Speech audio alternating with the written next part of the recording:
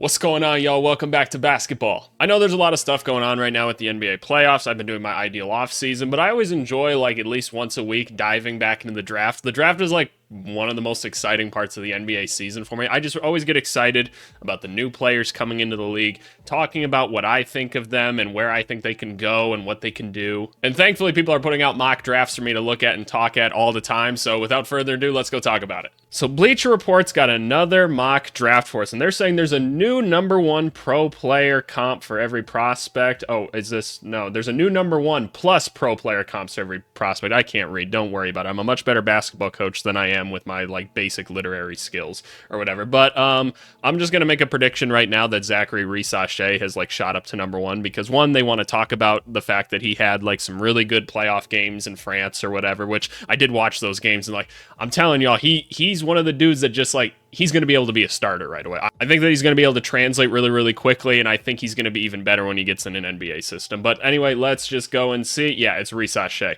Do I think he's actually going to go number one to Atlanta? No, probably not. I think that they will do Sarr. I feel like they just wanted to put him here so that they could put on their mock draft, we've got a new guy at number one or whatever. But I do think Rees-Sachet has solidified himself as the number two player in this class with some of his performances as of late.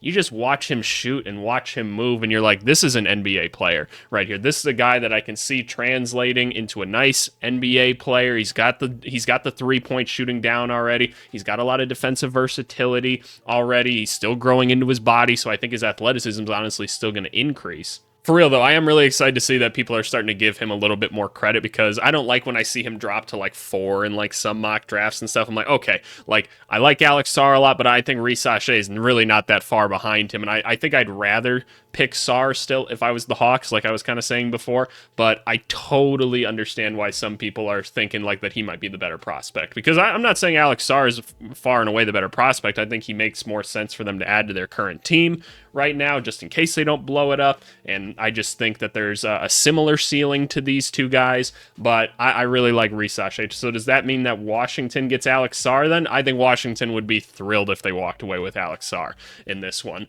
I think he's definitely more of the positional need for Washington. They just didn't really have a great option at center post the Daniel Gafford trade, obviously. But, they had to trade Gafford so that they could get some assets, right? It didn't make sense to hold on to him. The things that we like about Alex Sarr: really good athlete, right? Huge motor. Having a huge motor in your center can go a long way, as we're seeing with what the Dallas Mavericks did by having Lively and Gafford, right? Ooh, why is my screen moving? That was crazy. But anyway, a little bit of outside touch. He's got really good defensive instincts with his rotations. His shot blocking ability is crazy. He's able to get out and run in transition.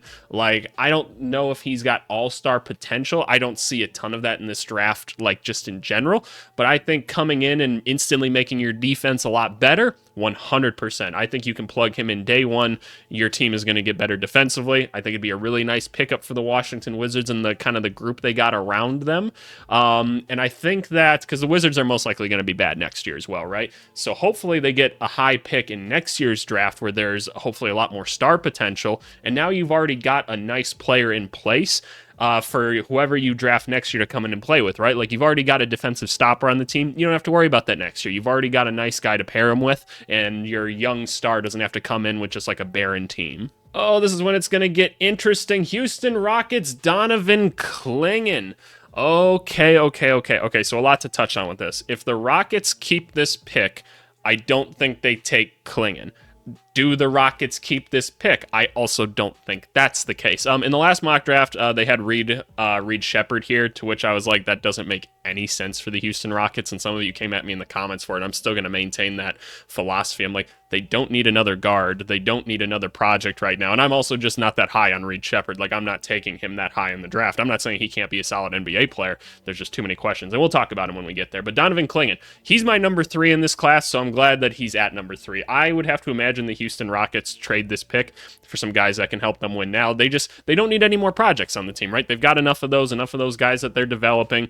There's not a guy here that makes sense for their pick, because it's a lot of guards and centers here, and they've kind of got that on lock between Şengün, Steven Adams. They've obviously got a lot of ball handling guards on the team. Just go trade it for somebody else that's available. I don't know who that's going to be, but somebody else can come up and take Donovan Clingan, and I think just like Sarr, he's going to come in and instantly make your defense a whole lot better. He's going to be an elite rim protector as soon as he gets in the NBA. He's got the body to already bang with some of the other big guys, and I think that there's some hub potential with him because I think he's a smart enough basketball player to where you can kind of use him as that hub in the middle of the court to kind of facilitate other things on the offense for some of your other players, which I think that's the best way to play basketball right now, at least in my opinion, is when you can have those big man hubs. So that's just what I'm a fan of. Who do they compare him to? Rudy Gobert? Okay, fair. Yeah, big 7'2", can block shots and everything, but his coordination is what impresses me so much, and that's why this whole season when at the beginning of the year they'd be like, no, this guy's gonna go like 20. I'm like, no, I wouldn't. I'd take that guy way higher. His level of coordination is a lot higher than most people at his position, and that's what make him and Sarr such interesting players. Does that make them all-star potential guys? Maybe not necessarily, but when you get 7'2", 280 pounds that's moving around like that, you got yourself a hell of a basketball player that I can sign up for in the top 3. What do we got next? San Antonio Spurs, Nikola Topic. Okay, positionally, culture-wise and everything, seems to make a ton of sense, right? Nikola Topic did just go down with another injury, and honestly, I haven't, seen what's happened since then. Another knee injury could complicate evaluations and decisions on Topic, who's going to miss the rest of the season. Man, yeah, he just came back, and I saw him get, carried off the court or whatever. I don't know what the actual injury is or whatever, but, man, I just think there's too many questions with this guy's game already. I've seen some people talk about the pros of his very jittery play style that he plays with. When I watch it, it just kind of confuses me. I'm not going to lie, but I love how fearless he is at attacking the rim. He's big, he's strong, he's clearly a good passer. His shot form's pretty ugly in the very little film that I've seen, so that scares me a lot, and I'd prefer to have a point guard that can shoot. There's reasons to not where I can overlook that, but I don't know. I look at his game and I'm intrigued, but it's not enough for me to take the 4th pick without having a lot more film on the guy. So I wouldn't be surprised if he drops in this. But who do they take with this? Does that mean they take a Dillingham or something like that? I don't know. I don't feel like Dillingham's ready to come in and be a starting point guard right away. But maybe they just roll with Trey and they say, hey, well, we'll see if we can develop him, because I think bringing Trey Jones back and having him be your starting point guard isn't the worst thing. He's not ideal and you'd like an upgrade, but you could also just address it in free agency too with a D'Angelo Russell. I think that'd be a phenomenal fit. Give him a nice 2-year fat contract. Could be a cool thing. Next pick, Detroit, Stephon Castle. Okay, I like Stephon Castle. He's probably my 4th or 5th favorite player in this class. I'm trying to think of who else I'd really put around him, but yeah, no, he's probably 4 or 5 for me. Why would Detroit take another guy that's can't shoot though? We don't need that. You have a Sarr Thompson. That doesn't make any sense. We don't need Stephon Castle at this spot. Stephon Castle should go somewhere, and he's going to be able to contribute, right? Now, if he can figure out how to shoot, you've got a really elite prospect. Then if Stephon Castle could shoot, he's probably the number 1 player in this class, all said and done. Phenomenal athlete, phenomenal defender, has shown the ability to pass a little bit. Some people think he's going to play point guard when he gets in the NBA because of how well he can see the court. He still makes some dumb passes every once in a while, but he's young. That shit's just going to happen. But his shot form is just non-existent. His shooting ability isn't there. I like him in transition and everything. It does not make sense for Detroit to pick him here. I'm curious what the logic is. The team with the worst record in the NBA won't worry about fit. Okay, so this is where I'm going to disagree with this, and normally I try to read everything before I say this. I understand that the Pistons had the worst record in the NBA, but they've been so bad for so long at this point. You need to stop tanking. You need to start winning games, because all of a sudden you're going to have a losing culture and players are going to give up on it. They're going to be upset there, and you're going to have a whole bunch of other problems. No, you are not just taking the best player here. You need to start winning basketball games right now. Measured 6'5", 210 pounds, 6'9" wingspan. That's awesome. Yep, very physical on both ends. Creates for teammates. Crashes offensive glass. All awesome things. You already have that in Sarr Thompson. You don't need it, though. Pistons could talk themselves into Castle improving his shot. The team's overall toughness and winning habits, for what it's worth, his jumper looked noticeably smoother during the drills at the combine. Oh, well, I haven't seen that. If that's the case, and don't get me wrong, every player can get better. I don't want to make it seem like he can never become a good shooter. I just think you got to start winning now, and that's my philosophy with it. Let me get this straight, because everybody in the comments is always telling me this, oh, this guy can get better. Yes, I know they can get better. I was a player development coach. I understand that. All I've ever done is work with 20 to 22-year-olds, in basketball. That's what I do. I just think they need someone that can help them win right now. Who is that exactly? I don't know. I personally think they should trade the pick, in all honesty. I don't think they need any more young talent either. They got to start winning some basketball games. Who do we got next? Number 6, Reed Sheppard. Okay, so Reed Sheppard has dropped down to number 6 now. Okay, who are they comparing him to, by the way? Dante DiVincenzo. Yeah, no, that's probably a good ceiling, like, positional comparison for him. I've seen some people say, like, Kirk Heinrich because he's not, like, the most athletic, but he's got, like, some sneaky physical skills. Kirk Heinrich was a lot stronger, but I didn't mind the comparison, especially with the shooting ability. So I always get Reed Sheppard hate because I say I'm not a big fan of him, and I'll tell you why I like him first, so that you can hear that first. I think him coming into the NBA, he's going to be able to come off of screens and hit any shot he wants, right? I think that's awesome. I think that's really, really cool. I think he'll be able to continue an offense a little bit by putting the ball on the ground off of those actions and just keep an offense moving. I don't know who he's going to defend, though, and that concerns me. What position is he going to play? I don't know. That's something that a team's going to have to figure out. Are the Charlotte Hornets the team to figure that out? I don't know, right? Because, like, what would be the goal? Is that he becomes a nice role player around, like, LaMelo and Brandon Miller? LaMelo apparently ran over a kid in October, like his foot or something. So that's another thing that the Hornets just have to deal with in their nonsense organization.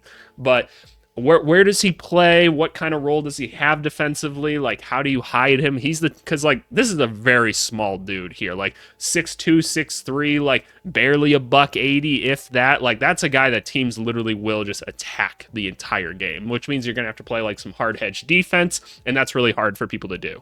But no, long-term success for Reed Sheppard. If he can just be a good shooter, like, he'll always have like a place in the NBA. But is that worth like taking with like the 6th pick? Is like a smaller Grayson Allen? I don't know about that. Number 7 pick, Trailblazers, Dalton Knecht. Yeah, no, I can get behind this 100%. I like this pick a lot. So here's the thing with this draft class, right? Like, there's not a ton of star potential, and you're seeing guys like Knecht slowly creep up the board because he's one of the more for sure things in the NBA, right? Like, I can 100% imagine Dalton Knecht coming into the NBA being just a nice shooter that's not horrible defensively because he's got some size to him. I know he wasn't the best defensive player at Tennessee, but you can teach that. They're not very good at teaching things in college. You just have to trust me on that. But you bring him in, he's an instant help guy, and you know that he's at least going to be able to stick around in the NBA for a while. You can't say that about a lot of these other guys. And for Knecht, I'm pretty confident about that, just in his ability. So I think you're going to see him rise in stock as people see him work out, especially because he's a sneaky, solid athlete as well. But anyway, you need to make sure you do right by Scoot Henderson. You took him with that 3rd overall pick, and you gave him the most nonsense team to play with this year. And I'm not saying like those guys individually are bad, but what was he supposed to do with that team for him to be successful this year? You need to get players around Scoot Henderson that are going to help him play better, which means he needs space to operate. He needs guys that he can kick out to and have them hit shots. Like, he needs space to operate. I think you need a new center, like, really badly. I think you need like a run, jump, and dunk type center around him, because one of the few highlights of Scoot Henderson's rookie year was his pick and roll play. He was a really good pick and roll player. So if you can get him going with someone like that, I think you've got something. But for Knecht right now, just being able to slide him in and just have a nice lengthy shooter that he can kick the ball out to and be reliable right away, I can back that pick 100%. Who do we got next? San Antonio Spurs, Ron Holland. Ron Holland is such an interesting player in this class because you watch Ron Holland and just you look at him and you go, that looks like an NBA basketball player, right? What is he, 6'6", right? 6'7", they're measuring him at now. Ooh, 197, okay. Like, you look at his frame and stuff, he looks like he's going to be able to fill out a little bit, so I'm not like too concerned about that. But here's the thing with Ron Holland. His intangibles and just his basketball smarts were really, really, really low when he played for the G League Ignite this year. Poor decision-making, was not a consistent shooter. There was so many times I saw him play, and given the G League is a weird place to play basketball, but he's just like putting his head down and like trying to go all the way in transition, and he doesn't see anything happening around them. And literally the centers in the G League, who, let me tell you, like, there's not many good bigs in the G League either, because if they are solid, they're usually up in the pros, because there's not as many of them. They're literally just like waiting like this because they see exactly where he's going to go, and they're like already got a hand up, and then they just block him. It's absolutely crazy, like some of the highlights that you'll see. But physically, he's extremely gifted. He's already playing some solid defense as well. So this is a project pick, right? You have to teach him a lot about basketball. You have to correct a lot of his decision making and things like that. But physically, you could have a really, really good basketball player if you could get something out of him. So what does that mean with the Spurs taking him here? I don't know. Like, he doesn't scream San Antonio Spurs basketball player to me, at least. Like, I feel like he wouldn't make it past the screening process with them, in all honesty.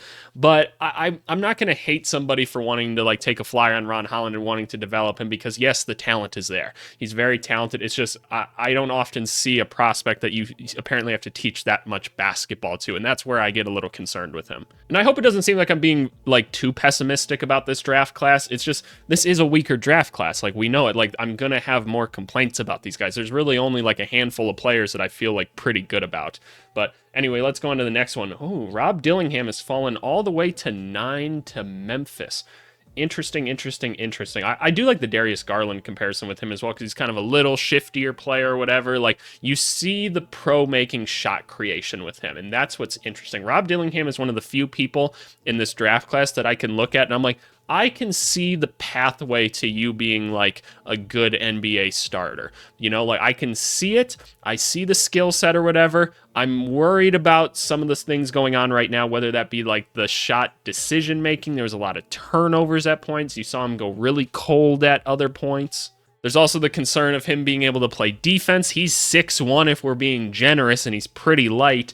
So I'm not sure who you're really guarding at like that height. And do they say how much he's weighing in at? 164 pounds. Oh my goodness. Yeah, no, that's small, man. That's small for the NBA. Like, guards are going to just take advantage of you. And you could tell me, like, oh, they can be pesty and they can do this. It don't matter as soon as the ball starts swinging, though. And that's what I try to tell people about, like, a Reed Sheppard, too. And they try to tell me that, like, oh, his block percentage is good and everything. I'm like, here's the thing. Because once the ball starts moving and you have to shift, as soon as I need to catch and shoot, like, your height isn't going to affect me at that point. It just doesn't. It doesn't affect the pros. And so that's where, honestly, the size starts to hurt you more than anything else. Like, yes, you can just get bullied, and if you get switched on to someone, you're just going to get, like, taken advantage of. And a lot of big guards can kind of just, like, put a hand on you and move you away, and that's tough in itself. But it's the swinging that really scares you. But as far as, like, a guy that can come in and hopefully be a shot creator, there's not many of those dudes in this class, and that alone is going to give Dillingham some value. Do I see him in Memphis? I feel like Memphis needs a wing, personally. I don't see them needing another guard with the 9th pick, but the Memphis Grizzlies could also just trade this pick, right? Like, I totally think that that's something that they could do. But yeah, that's my thoughts on Dillingham. Utah Jazz, Cody Williams. So we just did a whole breakdown on Cody Williams. You guys should go watch it. And here's what you see. You see raw talent, right? Extremely raw talent. Like, normally when I say raw talent, I mean one thing. This is very raw talent. There's a lot of big question marks around Cody Williams. So for those of you that don't know, this is Jalen Williams' younger brother, a lot bigger than he is, right? We're looking at 6'7". Oh, he's only 6'7" now. Thought he was 6'9" before. I hate when players start to shrink on me, man. That's always how the scouting process goes. I'd always get DMs from, like, coaches being like, oh, yeah, I've got this, like, 6'9" dude for you. By the time he's on campus, actually, and I'm evaluating them, they're all the way down to 6'5". That's always how it goes.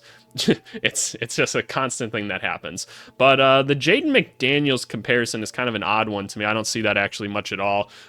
Here's the hope with Cody Williams. Secondary ball handler, defender. Right? The jumper looked pretty solid for the most part, and he converted on a pretty good amount of them in college, so that's encouraging, right?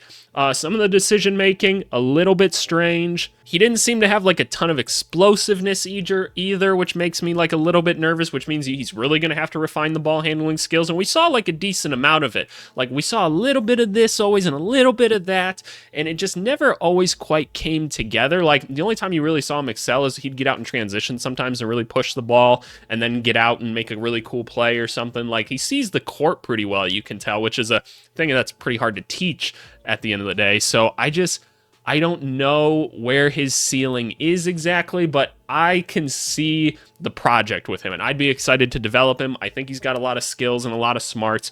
I just think it's going to take a little bit to get him going, but once you do, could be worth the pick, and so maybe that's why Utah's okay with doing this pick. So I can support that. They need a wing. Who do we got next? The Chicago Bulls, Matas Buzelis. I'm not surprised to see Buzelis kind of sliding down these draft boards or whatever. I haven't been too high on Buzelis, and honestly, not too many people have fought me in the comments about that either, which leads me to believe you guys are also thinking blocking that. Like, I understand we look at him and we see, how tall is he now, by the way? He's 6'9". Yeah, but he was 6'10", 6'11" at other points of the season, too. Everyone starts to shrink as soon as they get to the combine and stuff like that. I get it. A stretch 4 that can hopefully put the ball on the floor a little bit, except he can't put the ball on the floor. His dribbling's pretty atrocious. So this is where I see Buzelis. I think Buzelis can actually stick around in the NBA long enough if he gets his 3-point shot going. I just don't think he's going to be this like extra playmaker that guys think he's going to be. And I look at his frame and I don't see him filling out a ton more either. Like, I see like a Mirza Teletovic type of guy. Who do they compare him to? Hito Turkoglu? That's a solid comparison as well. A guy that I don't think is actually that mobile. Like, I know he can get up and he can dunk and everything, and that's cool, but I don't see him creating much of that on his own. Like, maybe as like an off-ball player, he learns to like be a better cutter or something like that. But otherwise, I see his ceiling as just kind of like a stretch big that's kind of just roaming around NBA teams for a while because, like, hey, having a stretch big is an important thing, right? And there's not a ton of that going on in this class necessarily either. So that's a cool thing. Do I want the Bulls taking him? No, I'd really like a Cody Williams or something, someone I can be excited about, like a project for or whatever. So I don't think Matas Buzelis is going to be too much in the NBA. I can always be wrong, but that's just my thoughts on it. Next up, Oklahoma City Thunder. I still can't say this guy's name. Tijane Salyoun. Yeah, you guys are just gonna have to tell me how to do it. So this is another French guy. A ton of French guys in this draft. Shout out France, really producing some NBA talent. They're coming through, right? So we actually did an ideal offseason. Was it this week or last week? I think it was last week with the Oklahoma City Thunder, and this is exactly who I had them picking at 12. So this makes a lot of sense. The Thunder could very well trade this pick. I don't think that they will. I feel like them taking on the project that is a Salyoun makes a ton of sense. They have him at 6'9". I've heard that he's bigger than that from the people I've talked to. They told me he was more like 6'10", almost 6'11"-ish. So I'm kind of curious what the truth is about that. How hard is it to measure people, right? Why is it so hard to measure people? But here's the things with Salyoun, right? Very athletic, has shown some nice three-point capabilities, can defend like hell. He's just very raw, and his decision-making is still a little bit questionable. Like, sometimes he's taking 3-point shots that he doesn't need to, and that's dropped his percentage down a little bit, but he's gotten really hot from 3 before as well. And so it's like, okay, what's it kind of going to be with this dude? I also see a lot of moments where, like, he can put the ball on the floor a little bit, and then other times where it's like, okay, he looks maybe a little too uncomfortable there. I just think this is going to be a project, and who's better at taking on these projects than the Oklahoma City Thunder? Like, we assume Ousmane Dieng? I think that's how you say his name. I would assume that he's going to be in for a higher role next year. He's been killing it in the G League for them. He kind of takes that roster spot over then of being kind of the guy that gets to develop, go get stronger, learn the game. Oklahoma City's really good at developing talent. You could have yourself a really, really talented prospect in a couple years because he's one of the younger guys in the class too. Like, you let him develop physically. He looks like an explosive athlete and a good shooter. Could be a really nice pairing to have on this team with like Shea and Chet and those dudes eventually. Next up, Sacramento Kings Devin Carter. Okay, so I think this is following the same effect that I talked about with Connect. I think you're going to see some of these older dudes that seem like they're going to be able to at least just come in and contribute in the NBA for a couple years. I say a couple years, like they look like they'll get at least like 2 NBA contracts, right? And I think that they're going to rise in value because they're going to look at other guys and start to be like, okay, yeah, these guys kind of aren't really that good. Maybe we should just go with kind of a low ceiling guy and just hope that we can at least get some value out of this draft class so that it's not a bust. And that's what I see out of Devin Carter. So what are you going to get out of Devin Carter? Well, first thing, like, extremely competitive player. Wins at, like, all levels and everything. You love that out of a player, right? Also, really good athlete. I saw he tested really high in a lot of the combine things. You watch him play. Looks like he can get up really well. He got a lot of rebounds in college. Pretty quick, like, changes directions quickly, which for 6'2", 6'3" at the point guard position, like, could be nice because he's got a solid frame. You might have a decent defender there, especially if you're not going to do something with Davion Mitchell, because that's probably going to be a really odd point for Sacramento to talk about this offseason, especially if they want to re-sign Malik Monk. Maybe you got to get rid of Davion Mitchell. But anyway, the shooting form is unorthodox, but plenty of them went in this season. This was kind of his first season where the three-point shot really started to fall in college, but hey, guys get better, right? That's what happens when they're young and they start to improve things. So I tend to like go by recency bias with the young players, right? Like that's what I'm going to take from it. So yeah, I think teams are going to be really interested in just like his defensive IQ, some of his like athletic competitiveness that he can bring to the court. And I feel like that is going to raise his value, because before you'd see him going like 19, 20-ish in the draft. I would not be surprised at all to see him kind of find his way in the lottery as soon as teams like meet him and talk to him and see him work a little bit, and more so they see the other guys work, some of the younger players in the draft, and they're like, I think I'm going to pass. All right, last lottery pick, Portland Trailblazers, Jared McCain. Okay, so I'm going to again make the argument, let's get dudes that can play next to Scoot Henderson, not guys playing the same position. Like, we took Scoot Henderson with the 3rd pick or whatever, like, let's do right by him or whatever. But let's talk about Jared McCain, because he's an interesting prospect to me. I'm not particularly high on Jared McCain, but I won't lie that there's not some interesting skills to him. I think some of his shiftiness and ball screen activity this year with Duke was cool. His shooting is clearly there. I like him more as an off-ball shooter, and that's why his size and everything kind of concerns me, because he's only about 6'2". He is really strong, and that's helpful, but I don't know if he can be like an NBA point guard, because I don't see him being explosive enough to really get by people. His creativeness is nice, like I was talking about, but is it creative enough to make up for his lack of like true quickness? Because he struggled to get separation in college. But the shooting is there, right? We saw it in the combine too. I know he like shot the shit out of the basketball there. So can he come in and kind of be like a combo guard type thing? I don't know. Defensively, how good is he going to be when he doesn't have a ton of lateral quickness? I don't know, but he is strong for his size and age. Maybe he grows and develops the talent a little bit more into a point guard, but why would you do that with Scoot Henderson? Like, that doesn't make a ton of sense to me. So I'd rather see a team that's got some time to put into him to try to make him into more of a, like maybe a Jalen Brunson type, right? Like, that's probably like a good player comp for him, like something to strive for that's really up in the stars, right?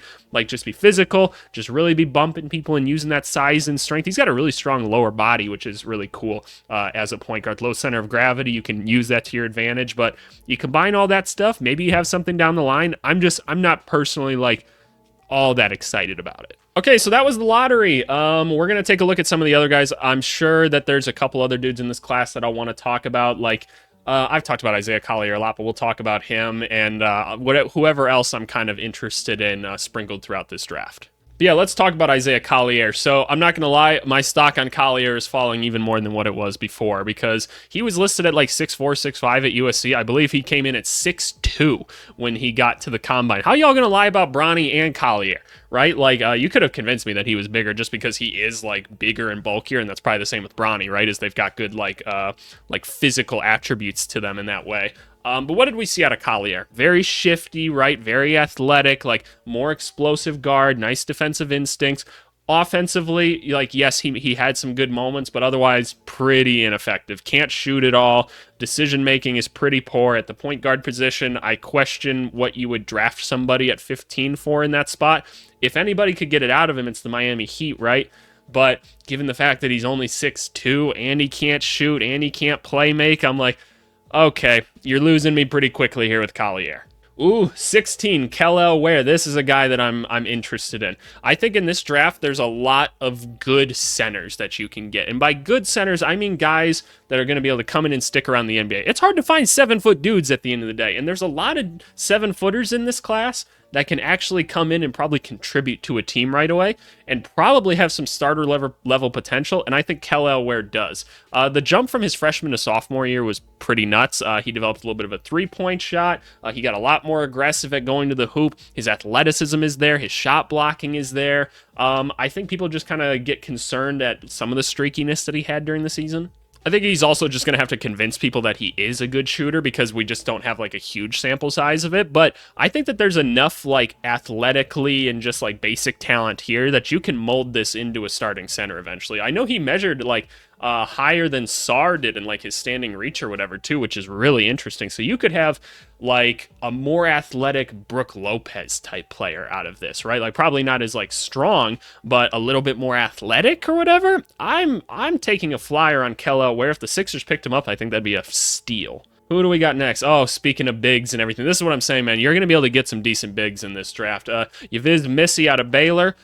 Pretty basic, run, jump, dunk, block shots. He's just one of those guys, like Mark Williams type, Jalen Duren types. He's just going to be really active. He's really athletic for a 7-footer. It's just going to play above the rim. Don't expect him to put the ball on the floor, shoot, do anything else. Comes in, becomes a nice role player right away. If you threw him on New Orleans, they've needed some of that, a little bit of size and shot blocking. I'm more than comfortable bringing him in to be a backup center right away in the NBA. That sounds awesome to me. Who do we got next? Jacoby Walter, a combo guard that I'm kind of nervous about. Like, I watched his combine stuff because I was very intrigued by him. Everything came out as expected, still physically gifted and everything like that. There's no shade about that whatsoever. It looks like he's going to be able to play really good defense when he gets in the NBA right away. Probably can guard the 1 and the 2, which is nice because he measured in at 6'4", right? Yeah, 6'4", like 200 pounds. That's totally fine. Some of the shot creation that was kind of come and go and some of the decision making is what's going to scare teams, and it does scare me a little bit as well because a lot of times these Baylor players don't always translate well. I don't need to speak on the Baylor program too much, but I know what goes on there. Let's just put it that way. I think that there's going to be enough upside to intrigue people to take him above the 20th pick. I just don't personally know what to do with him, especially on like the Orlando Magic. I don't think that makes a ton of sense. I'd rather have a more creative guard than him, but the defense and everything is probably going to translate to the NBA right away. So at least there's that skill set. Oh, wow, we're just going down the line, and for people I want to talk about, Zach Edey, slowly climbing up again because of these bigs and everything, right? I don't see Edey going much higher than this. This is probably where I would stop. I'm higher on Zach Edey than I was going into the season. I said, like, second-round pick, like, I don't think he's got the skill set to stick around, but that was after watching his junior season. After watching this season, he improved athletically enough to where I can be like, okay, there's at least an NBA role player in here, a nice NBA role player. Because obviously his size is unmatched, right? Like 7'4", 300-something pounds, you're going to be able to box people out and get rebounds, right? Is he going to be an offensive weapon like he was in college? No, because they're not doing anything creative enough in college to where when you translate that to the NBA that they won't be able to stop it. They just will. They are going to be able to stop it. But is there a role for a guy that's 7'4", that can move pretty solid, that's pretty smart, to just kind of be in the dunker spot, go box out, get rebounds, or when someone drives to the hoop, you hit him with a little shovel pass and he's right in the hoop already and he can just jam it down? I think so. Throwing him on Toronto, he's Canadian. I mean, that's cool. I don't think they need a center necessarily right now, but if you want a project, yeah, no, I think that's totally fair. But I could also see a team, I don't know, like I know all the Thunder fans want Zach Edey. I think that's a fun thing to think about as a basketball fan. I don't think that's very practical because then you have two centers that have pretty glaring weaknesses on the team. I think you probably want a more well-rounded center as your backup. But I don't know. I could see him maybe fitting a little better on a different team. We're skipping 20 and going to 21, Terrence Shannon Jr. I'm again just going to put it out there. I think Terrence Shannon Jr., top 10 player in this class. Defense is really good. Playmaking is good. Can create his own shot. Has multiple counter moves to things. Very gifted athletically. Obviously off the court issues. Don't know what's going on with that. If he's guilty, then you got to pay the time. Do whatever you got to do. If he's not, let him play basketball, right? It's as simple as that. I don't know what happened with it, and it probably because we don't know, it's going to make him drop. Throwing him on New Orleans, though, they've got a lot of other wings, so maybe not the most ideal fit, but for value at 21 alone, yeah, no, I could take Terrence Shannon Jr. there, no problem. Ooh, the Suns end up getting Tyler Smith. Tyler Smith, very interesting physical prospect. What did he measure in at? 6'9" now. Okay, so he seemed taller before. Everybody's shrinking once they get to the combine. It's what happens every year. It's whatever. But very interesting prospect. Very, very raw, but a lot of talent. Like, he was shown to be able to shoot the ball well enough. He came in as kind of like a power forward center. Some people think he's skilled enough to play the wing now, and I would tend to agree with that. I think this is one of the higher upside picks in the draft. So does that make a ton of sense for Phoenix to take him? Maybe not, because they're trying to like win right now, but I think you could have like a very big wing that could put the ball on the floor a little bit, could shoot a little bit, is a crazy good athlete, and is a nice rim defender. I think there's a very dynamic player that you can mold out of this guy, and that's why I personally think he's going to go higher in the draft than this, because there's not a ton of high ceiling guys, and some rebuilding team is going to be like, yeah, no, we'll take this project, we'll develop him into something. Ooh, this 28th pick here, Baylor Shireman to the Nuggets. I really like that. So I've got a lot of experience with Baylor Shireman just in like my playing, coaching career, all of that stuff. I've watched him play a ton. Very, very talented basketball player, very smart basketball player. I can tell you from the people I've talked to, They were very impressed with him at the combine. They think he's a really good shooter. He's kind of like a Dalton Connect, where obviously he wasn't as productive as Dalton Connect was, but you're like, this is a guy I can see sticking around in the NBA for a little bit because he's going to be able to do a couple things well. He'll keep guys in front of him, and he's going to shoot the shit out of the basketball. So I wouldn't be surprised to see him rise at all. Seeing him on the Denver Nuggets, that could be pretty cool. You need guys like that around Jokic. Johnny Furphy is an interesting one here to Portland. I think that's the right type of player to go get to put around Scoot, so I like that. I know that, like, physically he was pretty underwhelming at the combine from what people told me because I was asking about him, because I've been watching a little bit more of his film recently, and I can see why it would translate to the NBA. They're just kind of all telling me the same thing, like, it's just going to take a little bit for him to get there. Talent-wise, they're like, he could probably be like a top 20, but it's going to take a little bit longer for him to get there. So just something to keep in mind with old Furphy here. I feel like Ryan Dunn, if put in the right place, like Indiana actually, because they could use some lengthier wings or whatever, could be a good thing. I think he'll come in and just play really, really good defense, be a really good hustle guy, be good without the basketball right away. Putting him with Tyrese Halliburton on his team could open up a lot of nice little back doors or alley-oops, things like that. Could be a good way to get his NBA career started. All right, I really didn't see anybody else I was all that interested in talking about, but hey, the draft is starting to get interesting, man. People are starting to move a little bit. I'm still going to say my three are as follows: Sarr, Risache, Klingon. I think they're three of the dudes that I can come in and just trust that they're probably going to be NBA starters right away and contribute right away. After that, I don't really know who else it would be. Like, there's some that it could be, but those are the three I feel the best about. I don't know about star potential, but I like them a lot as players, so those are probably my top three. But hey, let me know what you guys think. I'm always down to have a conversation in the comments with you guys. Know that it's never personal or anything like that. I'm just going to challenge you on your opinions and everything, which I know people always love on the internet. But anyway, thanks so much as always, y'all, and we'll talk to y'all later. Bye.